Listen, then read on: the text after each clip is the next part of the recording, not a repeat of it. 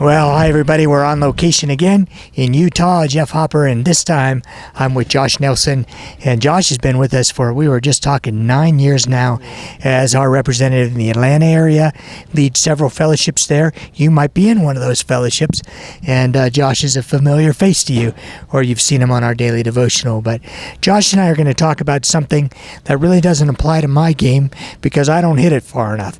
But Josh is the long hitter on our staff, and that means that he has the opportunity to go for broke sometimes. And a short par 4 or a medium length par 5, he can try to get it home. And you have to make a decision sometimes, don't you, Josh, about whether to do that? You do. I think the problem is holding back when you actually know you can pull off the shot, but the percentages aren't in your favor. I can't say that I use restraint often enough. I tend to, if I can get there, I go for it. To me, life is about challenges, and so golf presents us with many challenges. So I tend to go for it when I can, but in hindsight, that's probably not always the best decision.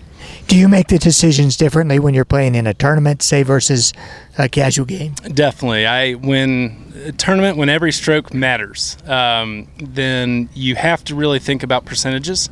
And so I find that if I believe I have less than a 50% chance of actually hitting the green in 2, say on a par 5, I probably have a better than 50% chance of at least having a birdie putt inside 15 feet if I lay up.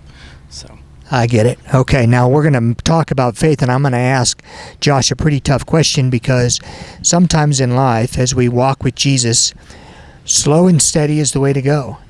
And there are other times when we really need to step out in faith, yes, to do something we've never done before. It might make us very uncomfortable. It might bring danger into the picture. How do I know when to be slow and steady and when to step out? Well, I would say that's kind of where the caddies in life come into play. I mean, we think about Phil Mickelson and Bones. Ultimately, Phil Mickelson makes the final decision, but we've seen many times the interaction with Phil and Bones where Phil wanted to go for the aggressive shot. Bones tried to talk him into the other. Ultimately, we know Phil had the final say. We saw Phil pull it out several times, but we also saw it cost him early in his career on major championships. And so I would say maturity and walking with Christ and walking with those who you can feel comfortable to give you good wisdom is key, because I would say early in my faith journey, being a natural risk taker, I was also that way in my faith. I wanted to take a risk for the Lord. I wanted to never be someone who ever said no. You know, if I wanted to be a yes man for God, but the problem is I think at times we can go out ahead of where he's going. And so I think the real key is to, one, really pray that the Lord will go in front of us and lay the foundation, open the doors before we get there, and 2, have wise counsel.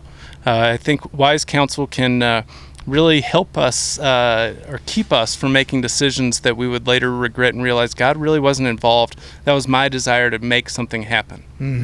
I think it's very fascinating, too, that there are a couple of influential leaders in the Christian world today who've written books, one with the title of Radical and the other with the title of Ordinary.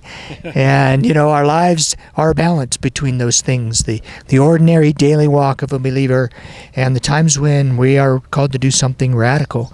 And we have to know the difference, and I think you've helped us with that today. I appreciate it. Certainly. Thank you, Jeff. Yeah.